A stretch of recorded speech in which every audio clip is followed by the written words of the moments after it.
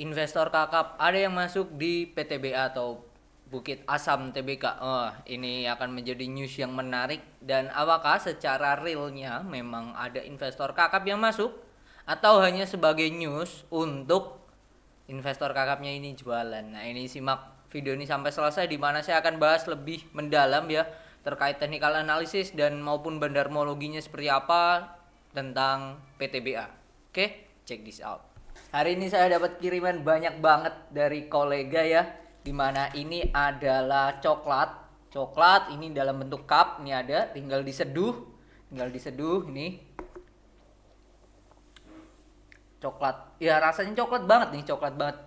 Kalau yang beneran coklat kan nggak ada manisnya bahkan. Nah ini boleh bagi penikmat coklat ini sangatlah cocok. Terus juga mereka ngirimin dalam bentuk bubuk ya, ini 500 gram, ini 200 gram, terus ini juga ada yang kemasan kecil 30 gram. Jadi itu bagi yang berminat buat beli kolega ya, coklat asli, langsung di WA aja. Oke, saya take video ini jam 4 lewat 13 tanggal 26 Juli dan nanti malam langsung tayang ya. Jadi harga sudah terbentuk, closing di harga 2.880. Jadi sebelumnya itu ada news kemarin jam 12 siang di mana CNBC ya yang mengeluarkan beritanya ini di mana deretan investor kakap akumulasi PTBA ada BlackRock. Wow. Oh, BlackRock ini kalau kemarin tempo hari kita pun juga sudah membuat video ya tentang BlackRock yang mulai masuk ya, yang mulai Rans masuk. Entertainment. Saya cari dulu di video kita. Nah, BlackRock, oke, ada mana ya? Ada yang masuk juga lah. Nah ini di video ini dimana mereka borong Cepin, Java, AMRT, Cimori, SSMS, INDF, HMSP. Nah itu 6 bulan yang lalu dan ini berita lagi menunjukkan bahwa memang mereka mengakumulasi saham-saham blue chip ya. Nah di sini sejak 3 Juli 2023 hingga hari ini Selasa 24 perusahaan investasi kakap asal Amerika Serikat BlackRock rajin borong saham PTBA sebesar 4,58 juta lembar menjadi jadi total lembarnya menjadi 160,93 juta lembar. Oke. Pada periode tersebut BlackRock beli saham 9 hari perdagangan. Selanjutnya ada Dimensional Fund Advisor, ini salah satu fund manager ya yang besar yang melakukan akumulasi juga 7 hari perdagangan sebesar 2,15 juta lembar menjadi 89 juta lembar. Jadi bisa dikatakan mereka ini ya khususnya untuk yang BlackRock sendiri kan 4 juta 4,58 juta diborong selama berapa itu? Sejak tanggal 3 sampai tanggal 24. Jadi ya 21 hari atau 3 minggu. Kalau kita lihat PTBA sendiri volume perdagangannya ya itu 259 ribu lot atau secara value itu 74,5 miliar ya.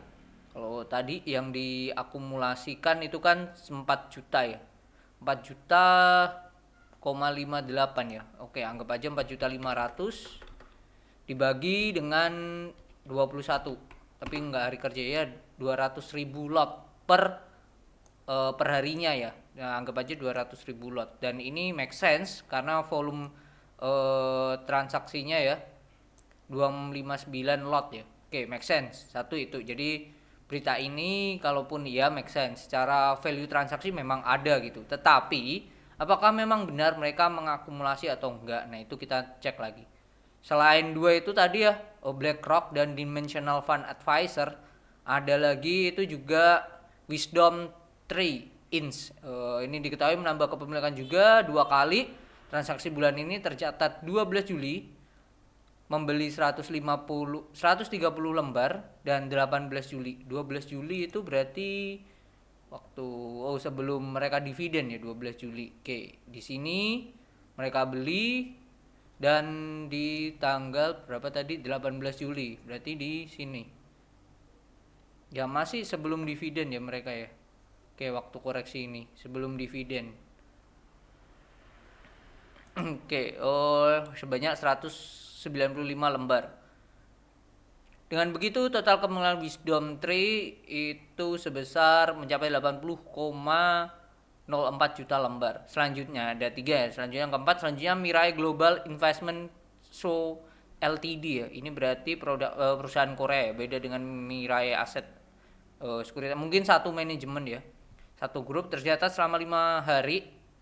Nah, ini investasi asal Korea telah mengakumulasi 250.000 lembar atau kebutuhan capai 29,94 juta lembar. Oke, kalau kita cek ya, berarti ini di tanggal-tanggal range Juli ya. Range Juli kalau kita cek datanya ya. Juli ini mereka memang ada news yaitu bagi dividen, yaitu di tanggal, nah ini dividennya ex date-nya tanggal 26, berarti tanggal 25. Tanggal 25 itu come date-nya. Ya 23 berarti 23 karena 25 nggak ada hari libur, berarti di sini ini come date-nya. Dan sejak itu sampai Juli itu berarti range-nya sejak sini nih. Bentar. Mana nih? Oh, horizontal. Oke, bentar. Vertikal, horizontal. Sejak Juli sini berarti di sini mereka mengakumulasi. Oke, mulai sini habis dividen mereka mulai akumulasi. Ya, 3 Juli ya. Sorry, bukan sebelum dividen, ternyata setelah dividen nih. Setelah dividen mereka mengakumulasi terus. Dan kalau kita lihat ya, yang pertama kita tinggal ukur aja sih kalau saya melihat ya, bagaimana cara kita mengecek kebenarannya. Kita ukur aja sejak 3 Juli sampai perdagangan tanggal 25 gitu. Mereka memang akumulasi enggak? Karena mereka bisa dikatakan asing ya. Nah, kita lihat seperti apa. Oh, ternyata mereka distribusi sih. Mereka distribusi, kalau kita masukkan indikator, kalau di Stockbit ini ada namanya Foreign kalau nggak salah. Technical ada yang namanya Foreign FFF mana. Oke, kali ini teman-teman Bapak Ibu sekalian bisa bikin akun Mirai Asset lewat belajar investasi saham, cukup deposit dengan 1 juta rupiah. Caranya gimana? Linknya ada di deskripsi. Oke, ini ada indikator di Stockbit namanya Foreign Flow. Karena mereka perusahaan asing ya, kita lihat ya Foreign Flow-nya seperti apa. Nah, di sini ternyata sejak Juli mereka turun gitu. Mereka turun, tidak melakukan pembelian ya. Pembeliannya ini kalau makin ke bawah ini menunjukkan bahwa memang pembeliannya kecil banget nominalnya mereka gitu. Nah, saya bisa katakan untuk saat ini ya, apa yang dikatakan oleh berita CNBC itu tidak sepenuhnya benar sih kalau saya melihat ya. Karena ini secara data teknikalnya terus ditambah foreign flow-nya ini tidak ada sih. Tidak ada asing yang masuk gitu. Dan secara insider di perusahaan ini nggak ada juga. Terus kita lihat secara profil perusahaan itu memang dikuasai oleh lokal ya. Lokalnya sendiri sampai Juni itu ada di 22% ya. Ada foreign-nya memang, tapi hanya 10%, dia nominalnya kecil banget gitu. Dan ini foreign-nya kalau di 1 tahun terakhir datanya foreign-nya paling tinggi itu adalah perusahaan reksadana, satu itu. Terus yang kedua itu warna kuning yaitu lainnya, lalu ungu yaitu dana pensiun dan asuransi, terus diikuti sekuritas. Nah, ini berarti kemungkinan Mirai itu tadi masuk di sini. Kalau BlackRock itu reksadana bisa aja, atau perusahaan juga bisa, gitu sih. Nah, kalau saya melihat seperti ini, bahwa PTBA ini dengan adanya asing tidak memberikan efek yang signifikan gitu. Nah, bagaimana dengan teknikalnya ya? Kalau kita lihat teknikalnya, ini sudah saya katakan di 2022 ya, ini head and shoulder ya.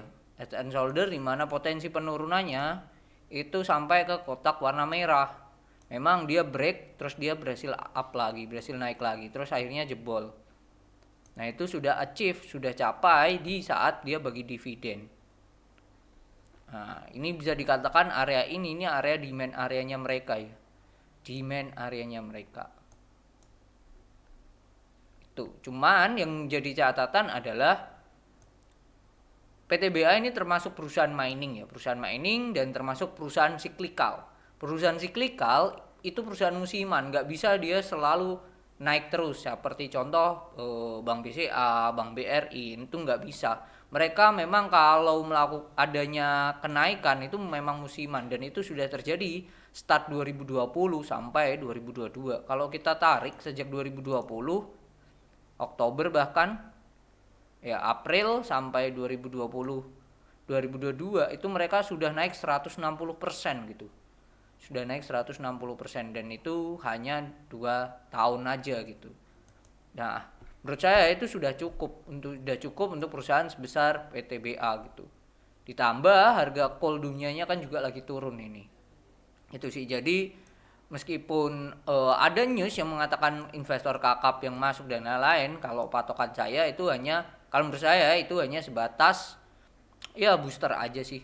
Booster aja, news aja yang membuat efeknya adalah mulai bergairah lagi.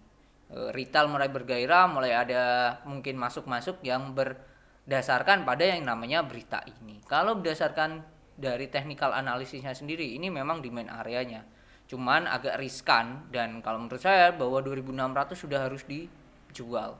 Karena potensinya kalau di bawah 2600 dia bisa sampai ke 2000 gitu. Apakah mungkin? Nah, ini akan jadi pertanyaan ya, apakah mungkin? Kalau nantinya harga coal sampai anjlok lagi, jangankan 2000 ya, 1800 itu mungkin banget terjadi. Gitu. Jadi, kalau menurut saya baiknya bagaimana dengan adanya news itu ya sudah kita nikmati aja yang namanya adanya bisa dikatakan noise yang ada gitu. Nah, tinggal kita patokannya salah satu antara dua analisa kita ya, teknikal atau fundamental gitu. Kalau fundamental ya lihat as a bisnisnya gimana, berapa harga wajarnya yang cocok dikoleksi untuk PTBA, dan dengan kondisi sekarang apakah make sense untuk berharap atau melihat harga batu baranya bisa naik lagi dan membuat laba dari perusahaan PTBA tetap naik gitu. Nah, secara teknikal seperti apa? Secara market structure-nya ini seperti apa sih? Ini sudah naik kencang dan ini sudah di atas, sudah distribusi, diikuti volume-volume buangan yang kencang yang menunjukkan bahwa ya is time tuh distribusi fase sih. Itu aja sih kalau saya melihat ya. Jadi kalau saya mungkin ya masih sama ya view saya untuk batu bara keseluruhan ya. Party is over ya di 2023 ini. Jadi jangan ada desas-desus berharap lagi ya menurut saya. Cuman bagi Bapak Ibu dan teman-teman, jikalau punya PTBA bahkan ya di bawah harga 2000, congratulations karena itu bisa menjadi aset yang sangat berharga ya. Aset yang sangat berharga, nikmati aja, di hold aja menurut saya dan tinggal dinikmati aja dividen rutinnya tiap tahun. Itu aja sih, simpel itu aja sih. Oke, kini itu ya view saya ya dengan adanya news yang ada. Ya sudah nikmati aja, namanya kerjaan ya. Kerjaan pasti akan ada ya news-news entah itu buruk entah itu baik ya. Itu ibaratnya noise aja sih. Tinggal kita menyikapi seperti apa dan melihat ya analisis kita seperti apa dan masih yakin nggak dengan apa yang kita pilih. Oke, kini itu view saya tentang PTBA. Jikalau ada apalagi yang mau di request boleh tulis di kolom komentar dan jangan lupa buat subscribe dan share video tentang kita. Oke, see you on the next video. Bye bye.